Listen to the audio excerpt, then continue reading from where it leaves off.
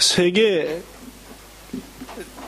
수많은 나라가 있지만은 아직까지도 세계를 리더해 나가고 가장 힘 있는 나라로 알려졌 나라라 한다면은 거의 모든 사람들이 미국을 뽑을 것입니다.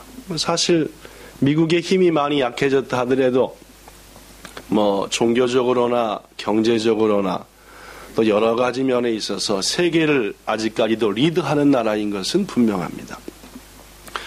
미국이 세계를 리드하게 되는 데 있어서 한 가지는 역시 경제력이겠죠. 굉장한 기술과 힘 그리고 경제력입니다. 오늘날 미국의 경제력을 높이 세우는 데 결정적으로 영향을 끼친 사람 중에 한 사람이 카네기라는 사람입니다. 이 사람은 1800년대 후반부터 1900년대 초반까지 세계에서 가장 큰 철강 회사를 만들었습니다. 그렇죠? 중국도 힘 있는 나라가 되려고 하다 보니까 철이 많이 필요합니다.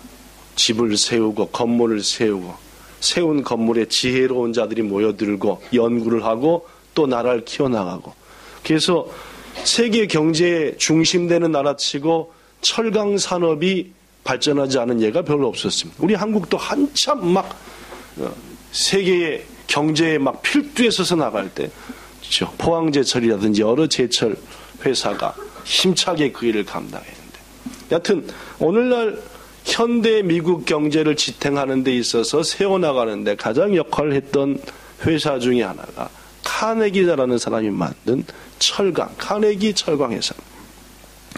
근데 이 카네기라는 분이 철강회사를 만들어서 세계 경제를 막 앞세워가고 지탱하는 회사를 감당하다가 이제 세월이 흘러 나이가 들었습니다. 나이가 드니까 더 이상 이 일을 감당하기가 쉽지 않겠구나. 자, 나를 이어서 과연 누구에게 이 큰 회사를 맡길까 하면서 사람을 찾았습니다. 그렇죠? 누구한테 맡길까 하고 사람을 당시 세계 모든 이목 역시도 과연 카네기가 저 대단한 회사를 누구한테 맡길 것인가 라는 데 대해서 깊은 관심을 가지고 그 회사와 미국을 쳐다봤습니다. 그런데 후계자가 정해지고 나자 정말로 많은 사람들이 깜짝 놀랐습니다. 왜냐하면은 후계자로 정해진 지명받은 사람은 그의 비서였던 쉬브라는 사람이었기 때문입니다.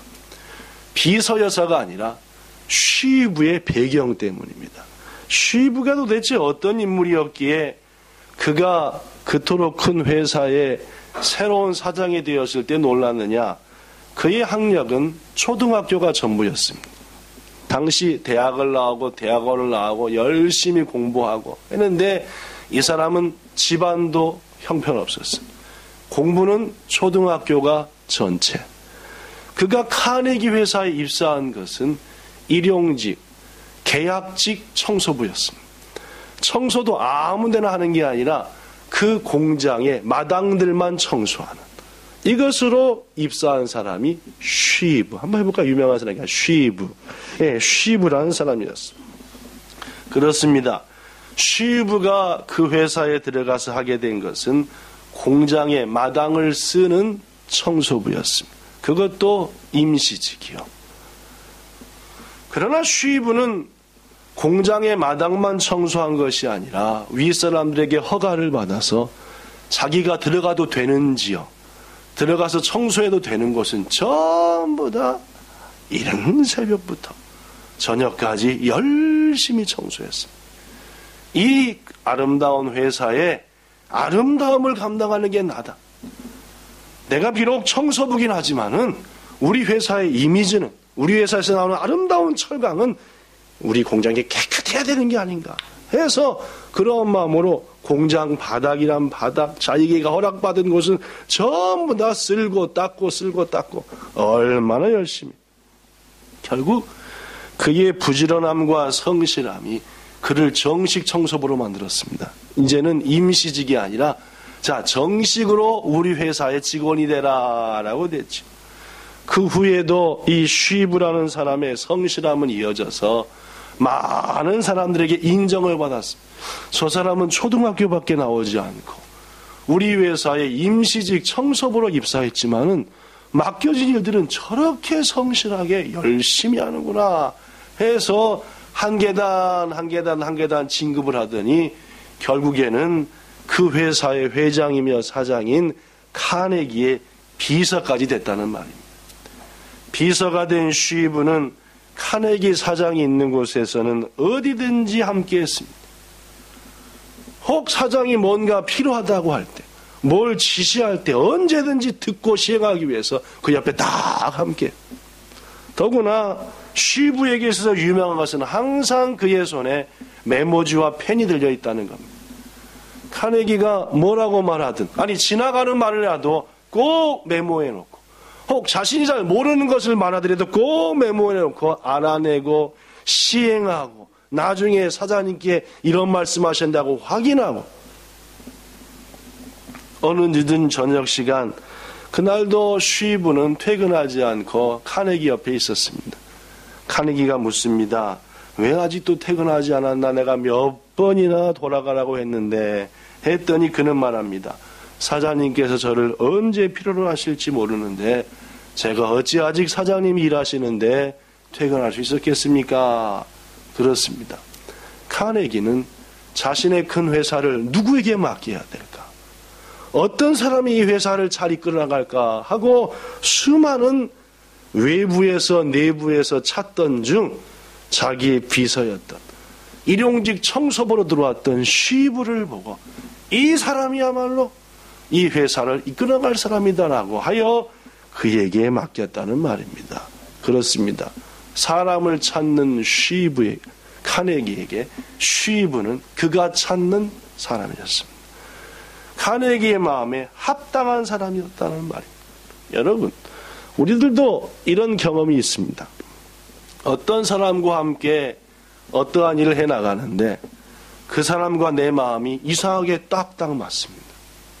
뭘 해도 생각이 비슷하고 하고자 하는 방향도 마찬가지로 비슷합니다. 통합니다. 그럼 어떻습니까? 물론입니다.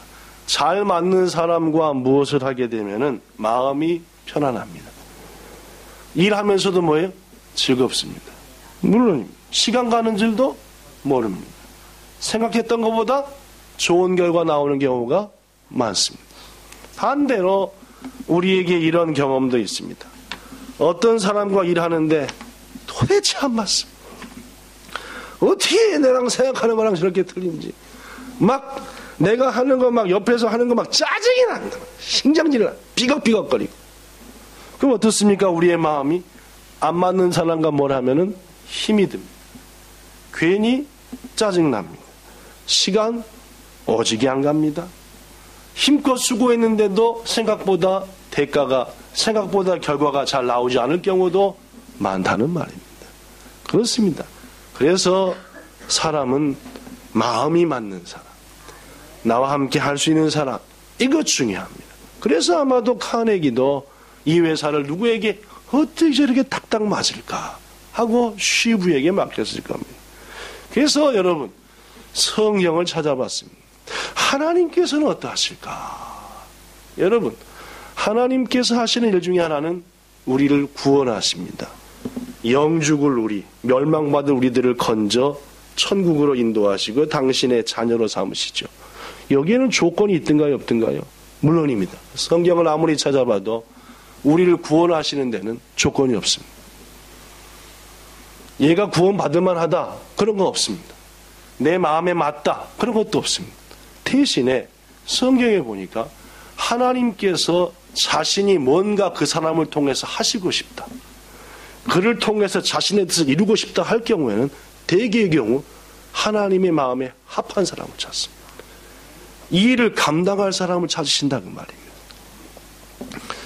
오늘 본문 22절에 보니까 이런 말이 있습니다. 스크린에 있는 말씀으로 보면 다윗을 왕으로 세우시고 증언하여 이르시되 내가 이새의 아들 다윗을 만나니 내 마음에 뭐하다? 딱 맞더라고. 그래서 내가 원하는 뜻을 그를 통해서 뭐하겠다? 이루겠다라는 말. 하나님께서도 하시고자 하는 뜻이 있습니다. 하시고자 하는 일들이 있습니다. 그것은 과거에도 마찬가지고 미래에도 마찬가지고 지금도 마찬가지입니다. 하나님은 과거에도 현재에도 미래에도 구원하는 것 플러스 어떠한 자를 통해서 뭔가를 이루시기 위해서 그 일을 감당할 만한 사람을 찾으시는 줄로 믿습니다. 마치 다윗을 보면서 내 마음에 딱 맞는 사람입니다. 저를 통해서 내 뜻을 이루리라 라고 하는 것처럼 말입니다. 전 우리 본향교회 성도들이 이 시대에 하나님의 마음에 딱 맞는 사람 되셔서 크고 위대한 일을 감당하시는 여러분 되시기를 축복합니다. 자, 조금 건너뛰어서 그렇다면 도대체 하나님께 부름받은 다윗은 어떤 사람이었기에 하나님의 마음에 딱 맞는 사람이었을까요? 하나님께서 사울을 패하시고 내 마음에 맞는 다윗을 통하여서 내 뜻을 이루리라 라고 하셨는데 도대체 왕위에 오르기 전에 하나님이 부름받기 전에 다윗은 어떤 사람이었기 때문에 딱 맞았냐? 뭐 이게 무지하게 많아서 다윗은 이렇게 훌륭하고 이렇게 훌륭하고 이렇게 훌륭하고 이렇게 훌륭하니까 하나님 마음에 딱 맞았다라고 한다면 저는 오늘 설교를 이것으로 하지 않았을 겁니다. 왜냐하면 우리는 그런 사람이 못 되니까 얘기죠. 이것도 딱 맞고 이것도 딱 맞고 이것도 딱 맞으니까 그래서 하나님 마음에 합했다 하면은 우린 거기다 어디다 맞춰요? 못 맞추는 얘기죠. 그러나 성경을 찾아볼 때 딱 두 가지입니다. 다윗이 하나님의 마음에 딱 맞아 부름받은 이유, 그가 위대한 일을 감당하게 된 사명자가 된 이유, 하나님이 딱 찾는 사람, 딱 두 가지밖에 없더란 말이에요. 두 가지를 소개하니 부디 이 두 가지 여러분과 저도 지금 하고 있는 일들이고 충분히 감당할 수 있는 일들이니 행하셔서 이 시대에 하나님 찾으시는 여러분과 저 되기를 축복합니다. 첫째, 읽어볼까요? 첫째, 시작. 다윗은 자기가 지켜야 할 것을 꼭 지키는 사람이었다. 여러분에게 몇 번 말씀드린 것처럼 하나님이 이스라엘이라고 하는 나라를 세우시고 그 첫 번째 왕으로 세운 사람이 사울이라는 사람이었습니다. 사울은 키가 컸고 잘생겼고 매우 겸손한 사람이었습니다. 백성들 누가 보기에도 이스라엘 왕국의 첫 왕으로 세움받기에 전혀 부족함이 없는 사람이었죠. 그러나 사람은요, 변하는 사람이 있습니다. 이제. 원래 있던 모습이 권력을 가지고 힘을 가지고 하면은 변질되고 변하는 사람이 있죠. 그죠? 사울이 그랬습니다. 왕이 되니까 달라졌어요. 교만해졌습니다. 무엇보다도 자기 있는 것 갖고 모든 것 하겠다라고 하는, 본래는 하나님의 은혜로 하겠다는 사람이 이제는 내 가진 힘 갖고 다 할 수 있다 라는 식으로 바뀌어지기 시작했습니다. 하나님이 안 좋아하는 거예요. 여러분과 저도 마찬가지입니다. 하나님을 의뢰하고 그분의 힘으로 하겠다는 사람은 하나님이 예뻐하시는데 내가 알아서 다 합니다. 내 힘으로 하면은 그때부터는 하나님이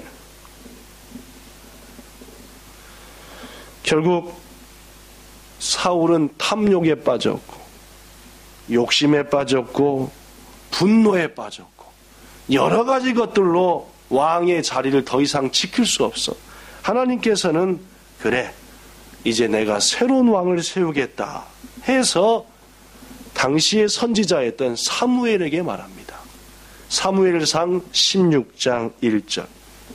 사무엘아 선지자야, 내가 이미 사울 왕을 버려서 이스라엘 왕이 되지 못하게 마음 먹었거늘 어찌해서 너는 그를 위해서 슬퍼만 하느냐.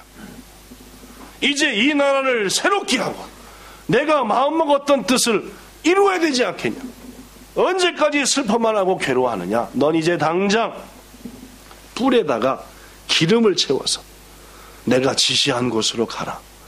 베들레헴에 이새라는 사람이 있는데 그 이새에게는 아들들이 있다.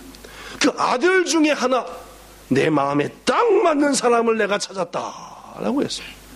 왜 불에다가 기름을 넣어가지고 하냐 했냐면은 하나님께서는 자신의 사명자 일꾼을 세울 때 꼭 기름을 부어서 너는 나의 일꾼이다 라고 하셨기 때문에 당시 선지자였던 사무엘에게 불에다 기름을 채워가지고 베들레헴 땅 이새의 집으로 가라. 내가 그 중에 하나들을 내 마음에 딱 맞는 사람으로 찾았다. 이에 사무엘은 하나님의 말씀에 순종해서 이새의 집으로 갔습니다. 도착하자마자 이새에게 말하지요. 하나님이 쓰실 사람이 당신 아들 가운데 있습니다. 아들들을 다 뭐하게 할라? 내 앞에 모이게 하소서 했습니다. 이새가 사무엘의 말을 듣고 즉각 순종하여 첫째, 둘째, 셋째, 넷째, 다섯째, 일곱째까지 아들들 7명을 떡 사무엘 선지자 앞에 세웠습니다. 사무엘이 딱 보니까 야빨이 하나님께서 나를 일로 보내신 이유를 알겠다. 7 아들 하나하나가 전부 다 어떻게 이거 보통 훌륭한 게 아니에요. 준수하니 이 나라의 왕 제목으로도 틀림없고 이 나라를 위해서 큰일 하겠고 하나님의 뜻을 이룰 만한 사람. 그래서 사무엘 선지자가 마음으로 합당하도다 이러는데 하나님께서 사무엘에게 이렇게 말씀합니다. 사무엘아, 내가 보는 것은 너와 같지 아니하니 사람은 외모를 보지만 나 여호와는 뭘 본다? 중심을 본다. 이 말은 뭔 말입니까? 7명 중에 있다는 말이 없다는 말이? 없다는 말입니다. 없다는 말이 없다는 말. 없다는 말입니다. 저렇게 또 우리 재밌게 하시려고.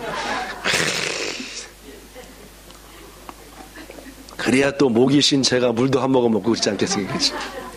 없다는 말입니다. 보고 이야 요 중에 하나가 있네 라고 맘먹는데 하나님이 사람은 겉을 보고 외모를 보지만 나 여호와는 중심을 본다 라고 딱 하나님의 음성이 들려오니까 사무엘이 즉각 이새여 혹시 당신의 아들들이 이게 다입니까? 라고 물었죠. 물었습니다. 7명이 다입니까? 라고 물었더니 이새가 대답합니다. 아닙니다. 아직 저에게는 막내 아들 하나가 있습니다. 이름이 뭡니까? 다윗이라고 하는데 그가 지금 어디 있습니까? 예, 우리 모두의 양을 지키느라고 들에 있습니다. 라고 말했죠. 사무엘은 즉각 이새에게 말합니다. 당장 그가 오기 전까지는 내가 자리에 앉지도 아니하고 식사도 하지 않겠다. 얼른 당신의 말째 아들, 막내 아들을 좀 이리로 데려오라.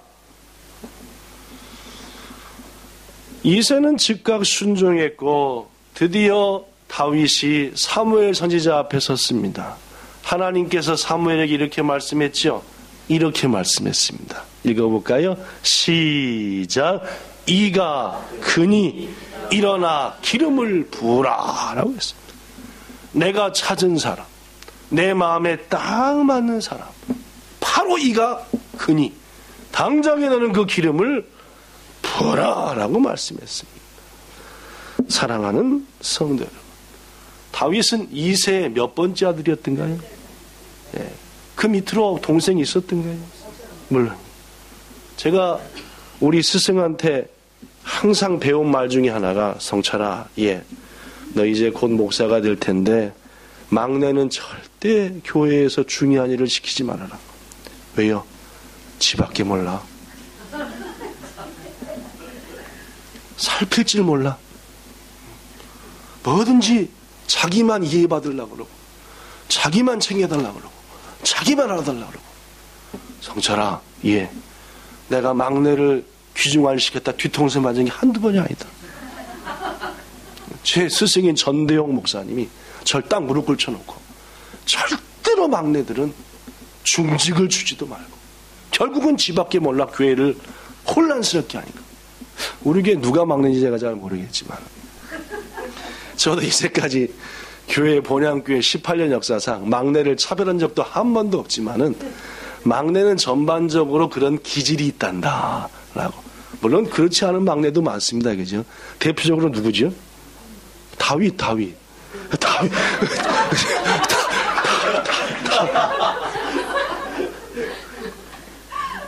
다윗이요, 다윗. 지금 다윗 얘기하는 겁니다. 그죠?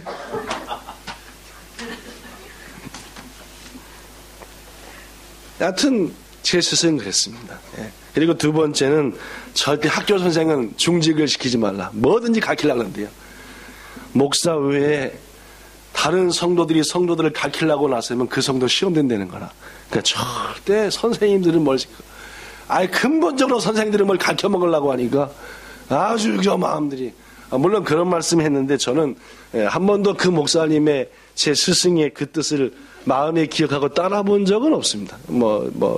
막내니 뭐니 생각해 본 적도 없고. 여하튼 그렇습니다. 막내는 전반적으로 그렇지 않은 막내도 많지만은, 가끔씩 막내들을 보면은 자기 위주라. 옆에 사람보다는 내 생각, 내 입장, 이런 거. 아마 다윗도 혹 그랬을지도 모르겠습니다. 그러나 여러분 보십시오. 다윗은 분명 이스라엘의 최고의 선지자, 당시 왕보다 더 높은 위치에 있었던 사무엘 선지자께서 자기 집에 오신다 라는 소식을 몰랐을 리가 없습니다. 분명 아버지가 말했을 겁니다. 사무엘 선지자께서 오신다. 넌 막내가 아니냐. 형들이 뵈야 되지 않겠냐. 너는 양을 지키라 라고 말했죠. 분명 이새는 베들레헴에서 유력자였기 때문에 종들도 있었을 겁니다. 다윗의 마음에 나도 그 위대하신 분을 뵙고 싶어. 종들아 잠깐 지켜. 내가 얼른 얼굴만 쳐다보고 올게 라고 했을 가능성도 있습니다. 그러나 성경의 여러 가지 면을 볼 때 다윗은 그 모든 것 하지 않고 호기심도 많았고 자기 역시 사무엘 선지자를 뵙고 싶었을 것이고 여러 가지 있었겠지만 그는 신실하게 자기에게 맡겨진 양을 지키고 있었다는 사실입니다. 사랑하는 성도 여러분, 하나님이 찾으시는 첫 번째 조건의 사람 누군지 아십니까? 자기가 맡은 자리를 지키는 사람입니다. 회사에서도, 일터에서도, 가정에서도, 교회에서도 자기에게 주어진 귀중한 일, 그것이 어떤 일이라 할지라도 이것을 소중히 여기고 지키는 사람, 그게 쉬브였습니다. 카네기가 보니까 저 쉬브는 입사할 때부터 자기가 지켜야 될 자리는 꼭 지키고 서 있더라고요. 그 자리는 어떻게든지 지키더라고요. 사람들은 어떤지 압니까? 내 자리를 일단 차지하죠. 그럼 딴 것이 더 멋있어 보입니다. 내 걸 딱 밟고 난 다음에 저것을 좀 뺏어 먹을 게 없을까? 저것을 차지할 수 없을까? 사람은요 불평하기 시작합니다. 내 것도 똑바로 못하면서 저것이 더 이게 인간이다 그 말입니다. 그러나 다윗은 지금 내게 맡기신 것 하나님이 내게 주신 것이다. 이 일을 열심히 감당하자 라고 하여서 그 일에 최선을 다하고 열심을 다해서 하나님이 볼 때 저 다윗은, 저 이세네 막내 아들 저 다윗은 비록 막내지만은 자기의 맡은 자를 어떻게든지 지키는 자다. 성도 여러분, 여러분의 예배의 자리를 지키시기를 축복합니다. 그러면 지금 앉으신 여러분의 자리가 지켜야 될 자리입니다. 무엇보다도 헌신의 자리, 기도해야 되는 자리, 봉사의 자리, 감사의 자리 지키시는 사람, 하나님께서 볼 때에 이야 저 영혼은 그 자리가 귀에서도 아니고 어때서도 아니고 맡겨진 자리를 어떻게든지 지키며 최선을 다해 감당하는 자다. 이 사람이 하나님이 찾으시는 사람이고 여러분과 저가 그러한 사람 되어서 이 시대에 하나님 앞에 쓰임받는 귀중한 일을 감당하시기를 예수님 이름으로 축복합니다. 다윗에게 있는 두 번째 또 귀중한 조건은 그는 하나님을 찬송하는 사람이었다는 겁니다. 우리가 아는 것처럼 다윗은 수금을 잘 타는 사람입니다. 요새로 말하면 통기타 정도 하면 될까요? 그죠? 통기타라 생각하면 쉽습니다. 당시의 수금, 요새로 말하면 저 기타, 여기는 기타 말입니다. 다윗은 들에서 양을 치면서도 틈만 있으면은 하나님을 찬양했습니다. 우리가 잘 아는 시편 23편의 시, 여호와는 나의 목자시니 내게 부족함이 없으리로다. 그가 나를 푸른 풀밭에 누이시며 쉴만한 물가로 인도하시는도다라는 이 유명하고 아름다운 시, 바로 여러분과 제가 알다시피 다윗이 작사한 아름다운 심.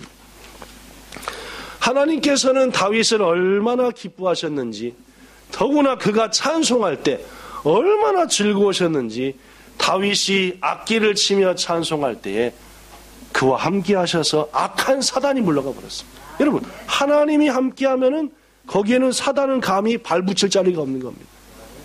성도 여러분, 인류 최초로 정식 찬양대를 조직한 사람은 바로 다름 아닌 다윗입니다.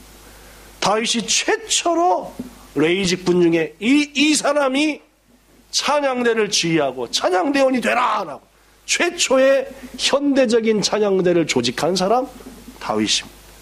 다윗은 말할 때도 하나님을 찬송했습니다. 아비가일이여, 그대를 나에게 보내어 나를 영접하게 하신 우리 하나님 이스라엘 하나님을 찬송합니다 라고 했습니다. 그거는 대화하는 속에서도 하나님을 찬송했습니다.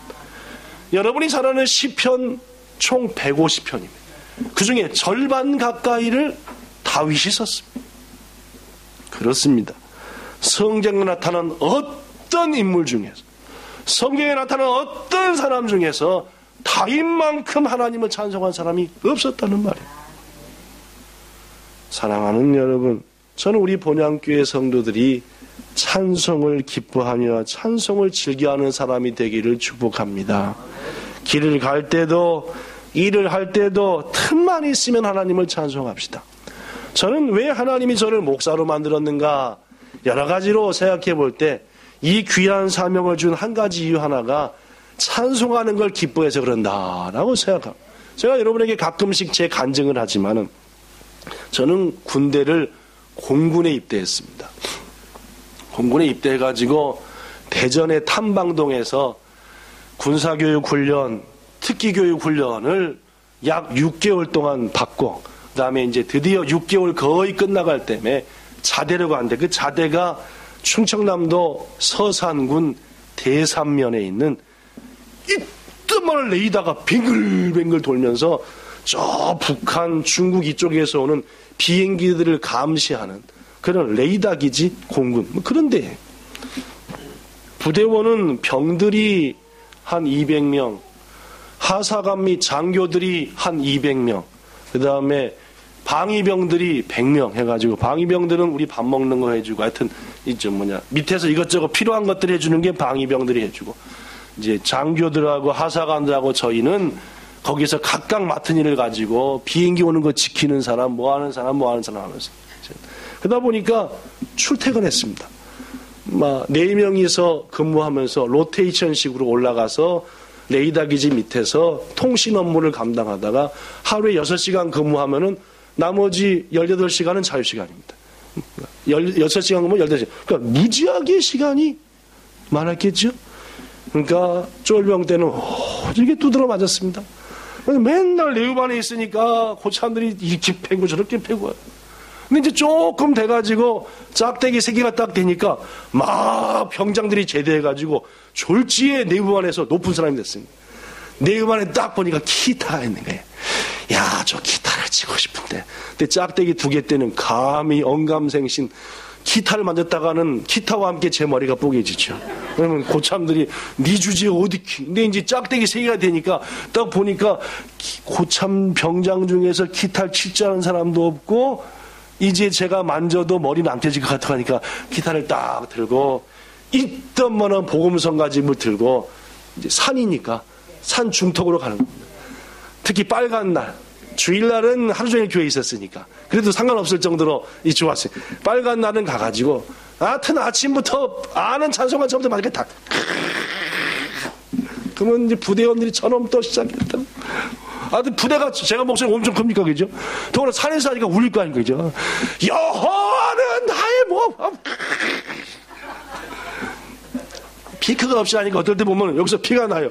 이게 하도 해갖고 이 기타 치니까 그것도 모르고 한참 쉬다고. 그렇게 군대 생활을 보냈습니다. 그러니까 참 재밌었겠죠, 그죠? 박선도님 참 재밌었을 것 같아요, 그죠? 그렇게 보냈습니다. 찬송을 얼마나 많이 했는지. 그리고 테이프란 테이프는 다 꽂고 다니면서 근무 올라갈 때는 이제 올라갈 때는 안 되겠죠. 올라가서 근무할 때는 꽂아놓고 통신 오면 빼리를 한번 이렇게 처리해주면 되니까, 그렇죠. 혼자 근무하는 일이니까 누가 타치하지 않으니까 제 마음대로 하는 공간이니까. 하여튼 찬송을 얼마나 많이 했는지.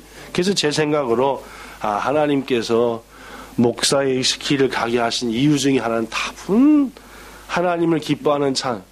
요새는 10분의 1이나 할까? 그때 당시 회개해야 됩니다. 아멘이 아니라. 그렇죠. 제가 지금 회개를 해야 됩니다. 왜냐하면 찬송의 소리가 줄어들었으니까 이게 보통 회개할 일이야.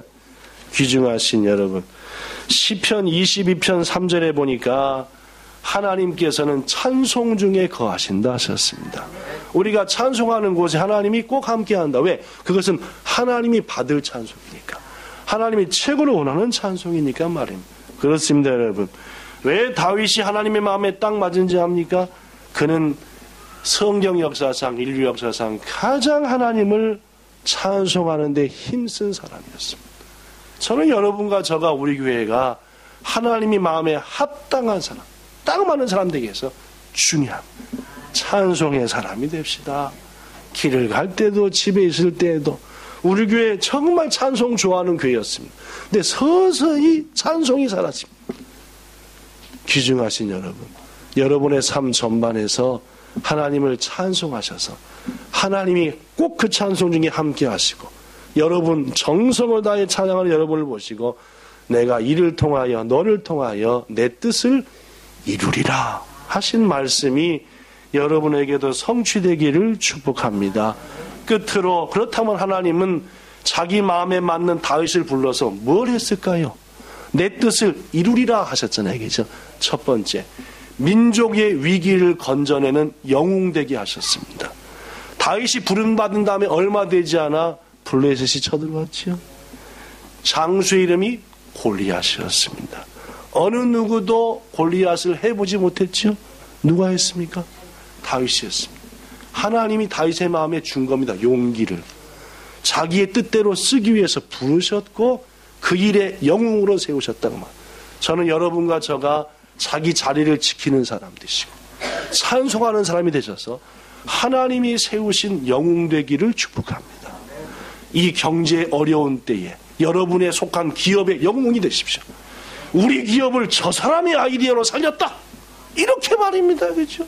두 번째, 이스라엘 역사상 최고의 왕이 되었습니다. 그가 왕이 된 게 아니라 하나님이 그가 그런 왕이 되도록 만드신 겁니다. 왜? 당신의 마음에 딱 맞는 사람이었으니까 말입니다. 뭐가 맞았다고요? 자리를 지켰습니다. 하나님을 찬송했습니다. 셋째, 하나님이 가장 기뻐하는 성전 건축의 모든 준비를 완비하는 사람. 인류 역사상 자신 개인이 온 정성을 다해 성전을 건축했다고 나선 사람은 오로지 한 사람, 다윗밖에 없습니다. 그리고 네 번째, 하나님이 최고로 심혈을 기울이시는 예수님을 이 땅에 보내시는데 다윗의 핏줄을 통해 이루셨다는 말입니다. 오늘 본문 마지막 절 아닙니까? 하나님이 내 뜻을 다 이루리라 해놓고 23절에 그의 후손을 통해 예수를 이 땅에 오시게 했다는 말입니다. 말씀 마칩니다. 하나님은 오늘도 자신의 마음에 딱 맞는 사람을 통해서 자신의 뜻을 이루고자 하십니다. 그래서 그 사람을 찾고 있죠. 저는 여러분과 저가 하나님이 찾으시는 사람 되기를 축복합니다. 조건이 많지 않다 했습니다. 많다면 소개도 안 했습니다. 우리가 거기에 조건에 합당하지 못할 테니까 딸랑 2개밖에 없습니다. 자기의 자리를 어떤 자리든 감사함으로 지키자는 말입니다. 그리고 뭐 하자고요? 찬송합시다. 하나님이 최고로 좋아하는 게 인간이 하는, 여러분과 저가 하는 찬송이니까 말입니다. 당장 CD 사시고, CD 없으면 요 쬐깐한 거 있더만, 그죠? 여기다 해가지고 석화입사님 주면은 예쁜 곡들을 넣어드립니다. 그러면 바로 꽂아갖고 감사함으로 또 할렐루야 하는데 석화입사님 모든 걸 갖고 나고 다 넣어드린다. 그렇게 찬송하시면은 하나님께서 여러분 장수 삼으시고 왕 같은 권세와 힘을 주실 것이고, 우리 본향교회를 우리들을 손을 통해서 건축하게 하실 것이고, 하나님의 자녀 되게 하시고 예수님 친구 되게 하시리라 믿습니다. 이 복 차지하는 여러분과 저 되기를 우리 주 예수님 이름으로 축복합니다. 기도하겠습니다. 좋으신 하나님, 하나님은 인간을 구원하실 때는 그 아무것도 보지 않으시고 그저 사랑으로 건지십니다. 대신 하나님께서 하시고자 하는 귀중한 일을 하시기 위해서는 당신의 마음에 딱 맞는 사람을 찾으십니다. 우리가 그 사람 되게 하옵소서. 주님, 다윗은 자기 자리를 귀중히 여겼습니다. 이런저런 핑계하지 않고 맡겨진 자리를 감사히 여기며 감당했더니 하나님이 그를 위대한 영웅으로, 왕으로, 성전을 건축할 자로 예수님의 조상으로 삼으셨습니다. 쉬부 역시도 초등학교밖에 안 나왔습니다. 일용직 청소부였습니다. 그러나 그의 자리를 지켰습니다. 그랬더니 그토록 큰 회사의 사장이 안 됐습니까? 우리 본향교회 성도들도 하나님 나라에, 세상 나라의 영웅이 되고 사장이 되고 본향을 건축하는 실력 있는 아름다운 축복의 사람 되게 하옵소서. 예수님 이름으로 기도하옵나이다. 아멘.